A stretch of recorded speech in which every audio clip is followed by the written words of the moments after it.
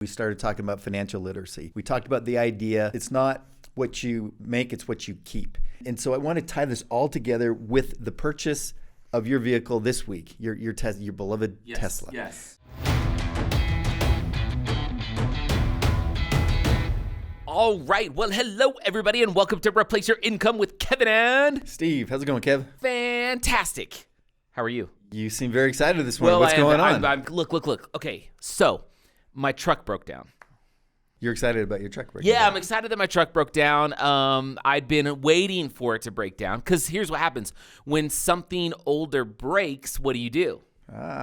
You either fix it Most normal people would just fix it. Well, that is true. Now, the problem is, what if it's like, let's say it's a microwave, okay? Let's say you have a microwave from like 1982, okay? And it breaks, you fix it, but then do you really think it's going to last for another 20 years?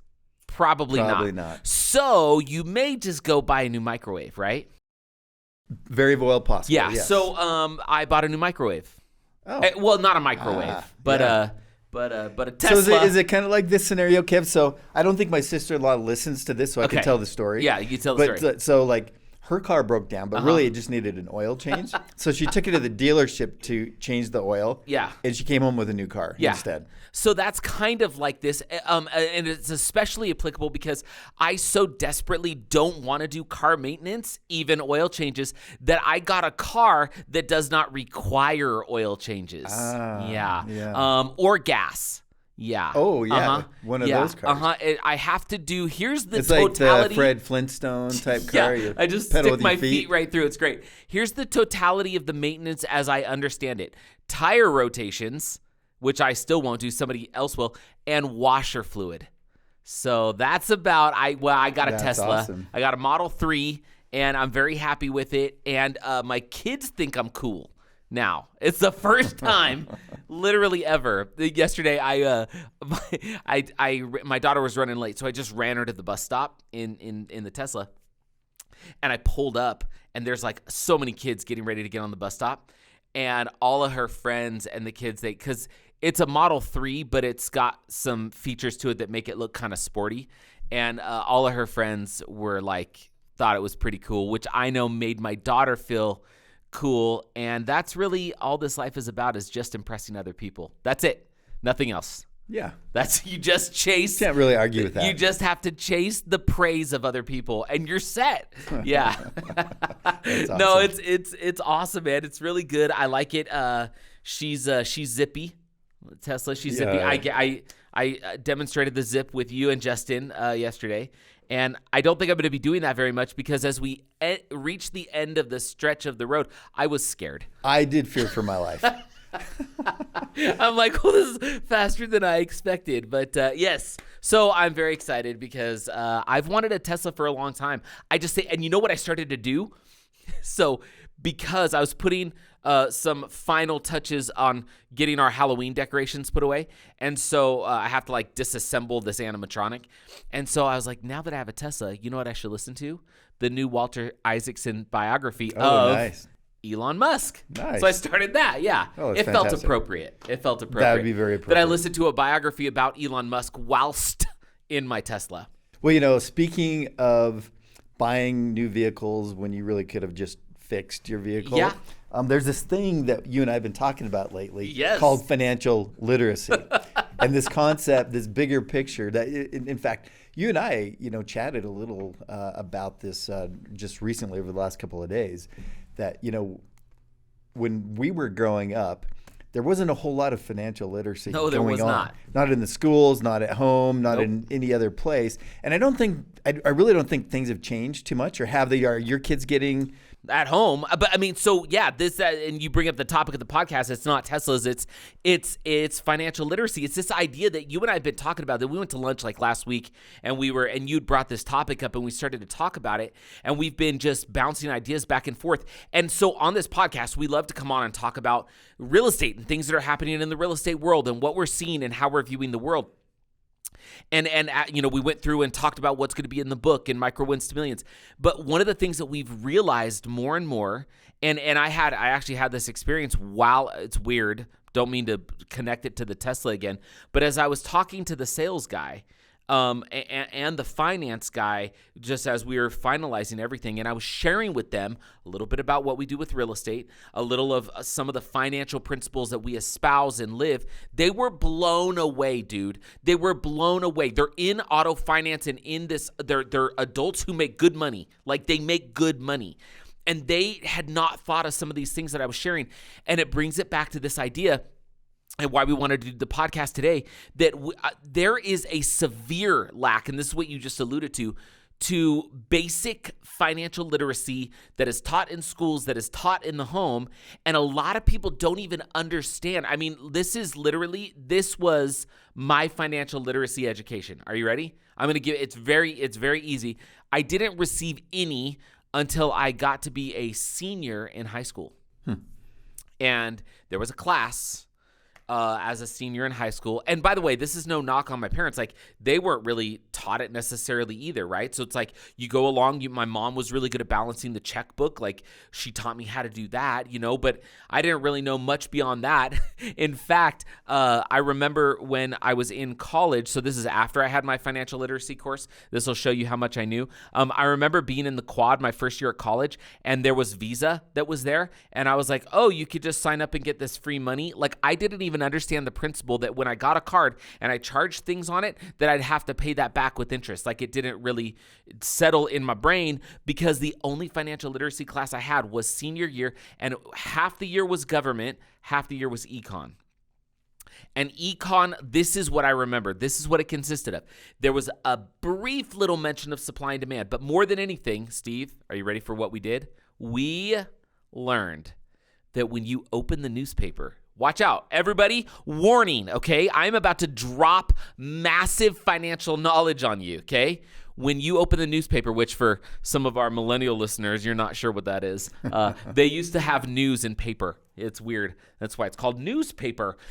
When you open the paper, when I was a senior in high school, so 1997, there's it would show you stocks of like companies. And then what I learned in the class is if you pick 3 stocks and watch them for a couple weeks and then write a report on if the stocks went up or down, what more need you know? That's all you need. Yeah. That's a great education. Thank you. That's I fantastic. felt really good about it. Yeah. Well, Do you want to know the stocks I picked? I still remember. Oh, them. yeah. Because they are 3 of my favorite things to this day. Okay? Disney, Pepsi, and Nike. Those are the stocks. Wow.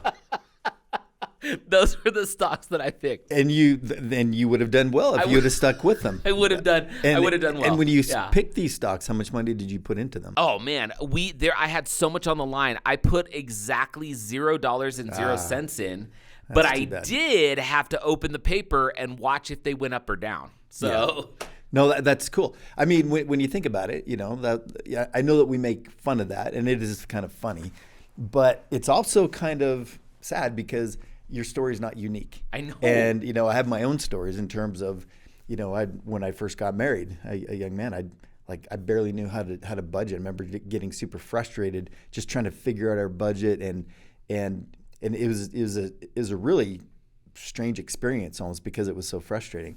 But more importantly than even that was when we moved into our second apartment and I was paying this money intuitively, I understood that, man, I'm just throwing this money away, to the wind, and I'm giving it to some landlords. Like I either want to be a landlord or I want to own my own house so that, I can, build, I can own my own house kind of a thing. I didn't even know what equity was. Yeah. I didn't understand any of that. And so I remember just kind of doing these calculations and different stuff and thinking, man, by the time I graduate from college, it's like I could almost own this property, because I thought 100% of your payment just went towards paying off the house. I didn't understand interest. I didn't understand amortization. I certainly didn't understand that you had to qualify for a loan and that you actually had to have some income in order to get a loan. At the time, I didn't even have a credit card. Like I didn't know what credit was. I didn't know what a credit score was. I didn't know any of that stuff. And these are all kind of basic 101, financial types of things that if we could teach these things to our kids, it's kind of the power of me saying to myself, it's like, man, if I knew then what I know today, what would my life look like today, 30, 40 years later after graduating from high school. And it's that's the power of what we have to do with our own children. How many years since you graduated high school? What was that? Do you want to just run that back real quick? Just I can't even like talk about financial illiteracy. I can't even add that large. It's like the number is so 10 to the power of 15. So big, you can't even wrap your mind around it. Yeah. But think about our kids today, who many of our children who go to school and they get these massive loans. And now everybody's crying and asking the government, to forgive. You're talking about student loans. Student loans, exactly.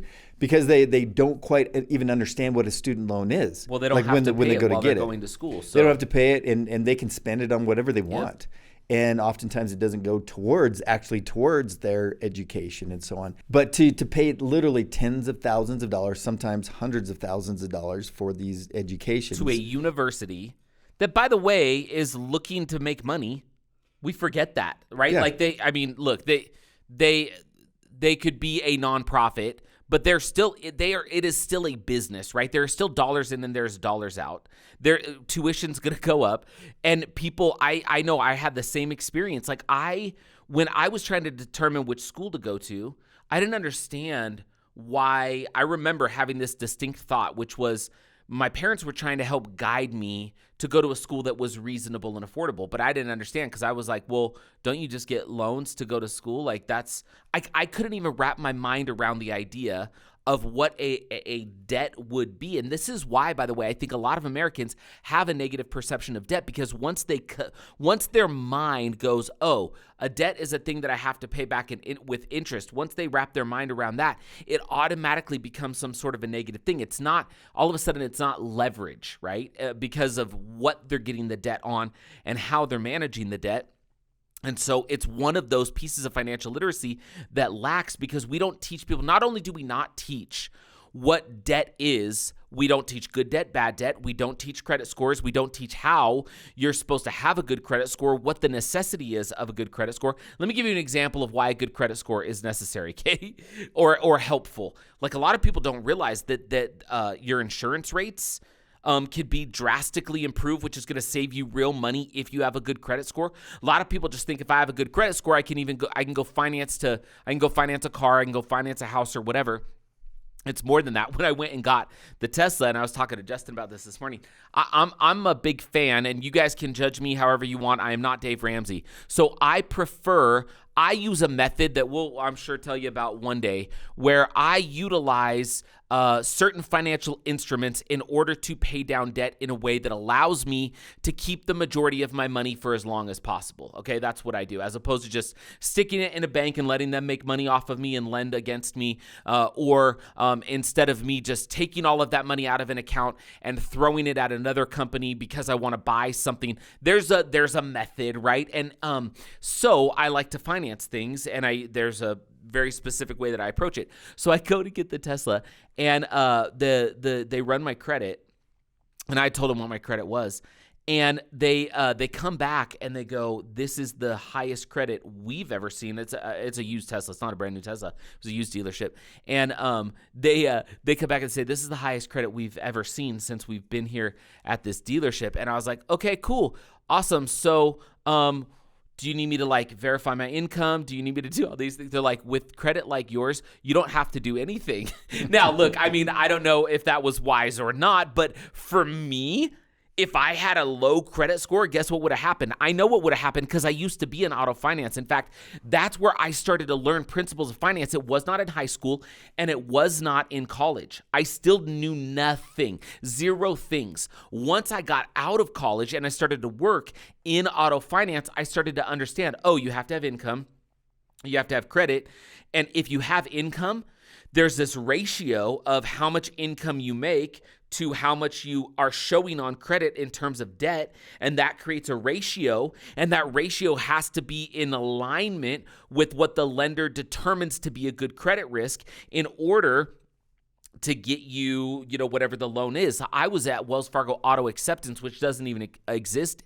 And it was largely subprime lending. Like, we were working with people with 500 to 600 credit scores, and they had these astronomical terms, but all they were looking at is, they didn't understand what the interest was that they were going to pay. They didn't understand they didn't understand how interest is paid on the loan. They didn't understand the difference between installment debt or revolving debt. They knew none of this stuff. They were just getting loans and getting cars. And the crazy thing was, Steve, I learned just a little bit in the auto finance world what an underwriter is, why an underwriter is important, why a credit score may be important, how to get that you have to have a healthy mix of credit, that there's a debt to income ratio. I didn't know any of that stuff. Then working at Wells Fargo Auto Acceptance, it merged with another company called Wells Fargo Financial. Well, Wells Fargo Financial's primary product was a debt consolidation mortgage. I did not know what a mortgage was. I remember getting the product at Wells Fargo Financial, and they're like, hey, we sell mortgages now. And I literally didn't even know that that's how you buy a house. Because I was renting. I had never even considered buying a house. I didn't know what that looked like. I had no clue. And so here they are saying, this is how people buy a house. I'm like, okay. And I remember my manager sitting down with me and trying to explain that this is a 30-year loan. And I was like, wait, a 30-year loan? And I thought I'd learned installment debt and revolving debt. I was like, okay, I know what credit cards are. I know what installment debt is. But then he started to talk about this thing called an amortization schedule. And I literally, that word crippled my brain. I was like, I don't understand. I don't understand what you're saying. I don't understand any of this. I do not get it. And I remember doing loans, just learning enough that I could sell it, right? And they had this cool little tool. It was really just a spreadsheet that was like, if you consolidate all your credit card debt into this mortgage, but you pay 4% higher than you could otherwise, and you pay a 4% upfront fee, like you were buying down the rate, like you had 4 points that you were buying down the rate, and then it was still higher than you could get anywhere else, but you were consolidating debt. And they had this cool little fancy spreadsheet software that when I showed it to you, it would look like you'd pay your debt off sooner, right? And I realized now that the reason why I could sell that, the reason why people bought it, is they didn't understand the principles of how interest was working with various types of debt. They didn't understand what this amortization schedule was. They didn't understand that they were going to be front loaded with massive amounts of interest on a loan that they were likely never going to repay and maybe even going to default on because they were a bad credit risk. But at the time, the lending practices were such that it could take place. This is all stuff that I watched in real time, not knowing a dang thing about finance because all I had done is pick 3 stocks in the newspaper, and I learned nothing in college. And Steve, the reason that we're talking about this today is like this whole concept. And if you guys are listening and watching, understand that Steve and I think we could tell you that while we've been successfully helping people invest in real estate for many years now, we're realizing that there's still only a handful of people that we can serve, because not everybody's qualified to go and buy an investment property. Do you know how many millions of people out there need to understand principles, whether that's the micro-winning philosophy and the concept, how that could change them personally, how that could change their business, or just basic principles of financial literacy so that they could actually take steps to get ahead as opposed to constantly being behind the 8 ball and not knowing how to get out of their own way with their financial life. And Steve, this is why we are going to be really shifting. We'll never get away from real estate. Real estate is the core of everything we do. You have a phrase that I love, which is, you know what phrase I'm talking about, right? All roads lead to real estate. All roads lead to real estate. And I love that. Justin sent an article earlier this morning that had another one of those statistics of like 90% of all millionaires in America have relied on real estate as a big chunk of how they got there, right? All roads lead to real estate, whether that's your primary residence, whether that's your primary residence that you're leveraging to go into investment real estate, all roads lead to real estate. But what we forget is that while all roads lead to real estate, sometimes real estate only happens towards the end of a pretty pronounced period of time on the road. And there's a lot of people that have no idea how to get from here to there. Well, and Kev, one of the important things to remember, and I think that you'll like this phrase as well because you're a sports guy, but sometimes the best offense is a good defense. Yes. And a lot of people get caught up in, it's like, I just need to make more money. I just need to have more income. I just need to increase my earnings. When the reality is they just need to figure out how to keep more of what they earn. Totally. Like that is one of the keys to financial literacy. Mike Chamberlain talks a lot about that. Talk a little bit more about that, because you glossed right over that, but that is a super critical piece of real life actual financial literacy. So say that again. Sometimes the best offense is a good defense, which is it's not about how much you make, it's about how much you keep of what you do make or what you do earn. And this really boils down to how financially literate you really are in understanding all of the facets of finances, all the way from, some people will pay 500 times more for the same thing as somebody else, just because of a certain brand, right? Right. So you'll pay like maybe actually 10,000 times more if it's a Gucci bag versus the same bag that you can buy at Walmart, which is actually the same bag built in the same manufacturing plant by the same people with just a simply different label, but right? Steve, the zipper is way better quality. Yeah, right. So that's one little thing, right? Yeah. But then even understanding like the gas that you buy, the fact that people have to buy gas? I don't have to do that now. So I was just curious. How. Or the electricity that you have to charge your vehicle. Yeah, with that's why right? I'm gonna do it in the parking lot. Are lot. you going to use a supercharger, which costs you a lot more? Yeah. Or are you going to right? So and then all the way down to like taxes and understanding. It's like so. For example, if you fall in a particular tax bracket, but you just barely crossed that line, you would have been better off making $1,000 less. Yes, right. Because you fall into a different tax bracket. Yep. Or understanding the different tax strategies in order to lower the amount of tax that you pay, all totally legal. You always want to do everything totally. You don't want to avoid taxes. You want to pay every penny of tax that you owe that you are supposed to pay. You're supposed to pay. Right. But you don't want to pay one more penny than you are supposed to, or that you have to. Right. And so understanding the laws and understanding the different tax strategies can help you keep more of the same dollar that you earn, right? You don't have to go out and earn more dollars to keep the same number of dollars if you understand different tax strategies, right? Which is really important when you start talking about real estate. Yes. Because one of the things that we look at very, very closely is what are the property taxes involved when you buy a particular property? And when do those taxes take effect? Because when you buy a property in year one, you might still have certain exemptions, but by year two, and you claim that property as an investment property, now your property taxes go up, and you have to take all of those things into account. Same thing, would it make sense to spend $3,000 to do a cost segregation study, right, in order to save, $50,000, or by paying your tax up front on certain items as you break down the different items with the cost segregation study. And so just like things like that allow you to keep more of the same dollar if you just become financially literate. We talked about credit. I mean, you could make a real strong argument that there's really good credit restoration or credit repair companies that you may not need to repair your credit, but if you could remove some inquiries and you could bump from this credit bracket up to this credit bracket, all of a sudden your pricing, we see it in mortgages all the time, right? Like depending on what's happening, there's certain points with a FICO credit score where your pricing on a mortgage improves drastically, where your pricing in insurance improves drastically. And it can vary, right?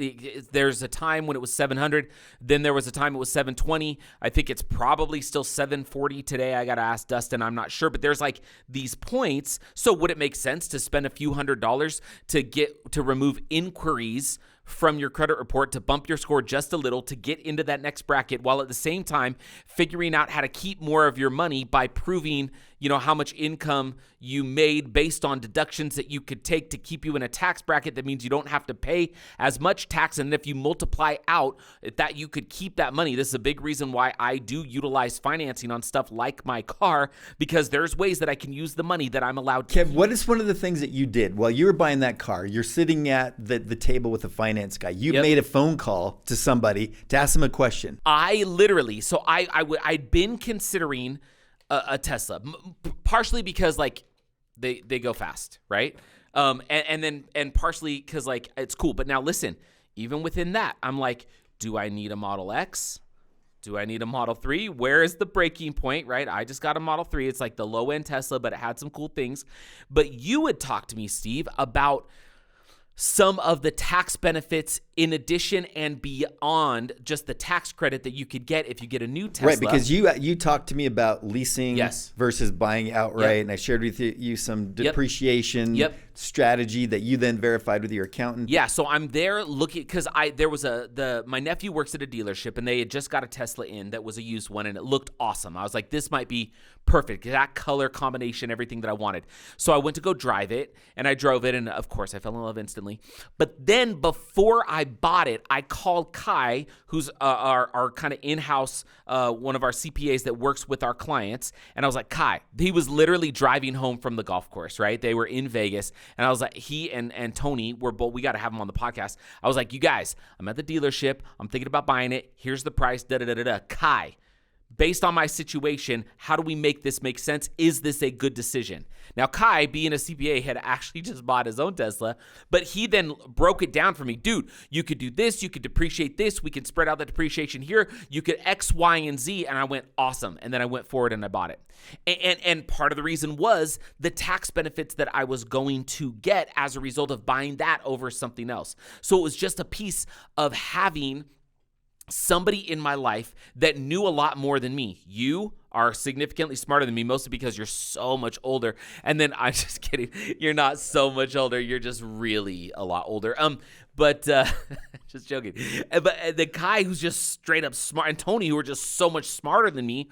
And because I don't know what I don't know, you know? Well, and I wouldn't even say that they're smarter than you, but they are part of your financial literacy team. They have an expertise that I don't possess. Exactly. We have, like, Tony comes and does real estate with us because we possess a certain expertise. We rely on him for some consulting and for some CPA questions, he and Kai, because they have an expertise that we know a little bit about, but we're not the experts. We have Mike Chamberlain, who's in-house, who was a financial planner for a long time, who looks at the financial world through a different set of lenses than maybe some of our clients do, and you assemble this team of people that all have specialties. Because one of the things that we forget about in this country, Econ 101, one of the things that makes this country great, or could if we would allow it to, is the idea of specialization, that there's going to be specialists. There's a whole chapter in the book where we talk about if you want something done right, don't do it yourself, because you can leverage the specialties and expertise of other people so you don't have to go through the process of learning it all on your own, but you have people that can assist you so that now your financial literacy increases exponentially, not just because you read a book, but because you found the people who read a lot more books than you have about one particular subject and who can then provide some additional expertise to your situation. And that is a big reason why we have the company that we have and why we're putting out some of the stuff that's going to be coming really soon. Yeah. So at the end of the day, financial literacy encompasses a ton of stuff. I know that during this podcast, we really bounced around a lot. Yeah. But when you understand finances from all of the different perspectives, you don't have to be an expert in all of them, but you need to have on speed dial your team, right? Yeah. Of individuals who you can call on to help you with different things. But you need to have a base, understanding of a lot of different things, so that you know even to ask the right questions. Yeah, that's a big one, because we know that questions are important, but sometimes if you don't ask the right question, you could get it. So sometimes we don't, my wife makes fun of me because I do say, you don't know what you don't know. She's like, obviously. But I'm like, really though, that means something to me, because I'm like, I have to acknowledge that I don't know all of the things. But I also have to realize that I don't maybe have to know all the things, but I have to have some baseline of knowledge. What I do have to know, the most critical piece of knowledge that I have, is that I have people that are really good at things that can help assist me in a variety of ways. I lean on you all the time, Steve, because you are so much smarter than me in a variety of ways. You have more experience in certain things. You lean on me for things that I have expertise in. and we just have, a specialization, which is important. So this is, I think, what I hope the message of the podcast is. Number one, we have to understand that we are up against it as Americans, meaning we were not taught basic principles of finance. We were not taught basic principles. Some of you maybe, but more likely than not, most of you listening, we were not given any sort of formal training in finance. Even if you're a finance major, that's a little bit different. We're talking about personal finance. We're talking about your ability to grow wealth, right? There's not a lot of that exists, number one. Number two, because not a lot of that exists, we have a lot of people who make a lot of mistakes and rob themselves of significant amounts of money that they could make, keep, and then invest in order to amplify what it is they can accomplish, right? That's kind of, so there's a lack of financial literacy. That lack causes us to have a physical, literal, actual real dollar sort of negative impact on our financial lives. And then the next phase out of that is the way you figure it out and become more financially literate and utilize those principles is you get a team of people and experts that know more than you know about specialties that may not be your specialty. And then you leverage that so that you can make more, keep more, invest more, which then grows more, which is why you always hear the phrase, I don't know why this is a negative phrase in America, but it totally is, right? How many times have we heard somebody say, the rich just keep getting richer? You know why? It's not because they're out there swindling everybody. That's what a lot of people in America think, because we're not taught some of the principles of even self development and personal achievement. We're taught something totally entirely different. But if you want to know why the rich keep getting richer, it's not because they're taking advantage of everybody. Sure, there's probably a few cases in which that's the deal. Karma usually catches up to those people.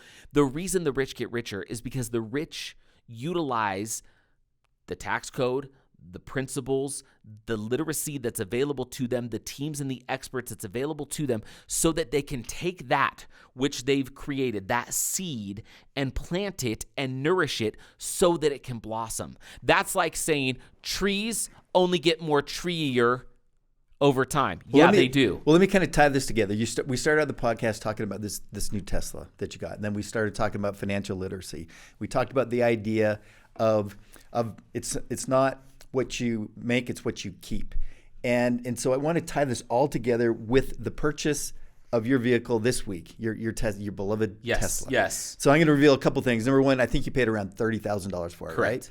So when you had this conversation with Kai, so you paid $30,000 for this vehicle, but I will argue that you actually paid closer to $24,000 for this vehicle, right? And I know that you already know this, but if you fall in the 30% tax bracket, and Kai told you that you could depreciate about $20,000 of that vehicle this year. Yep. That means if you fall in a 30% tax bracket, 30,000 times the 20,000 equals 6,000. Yep.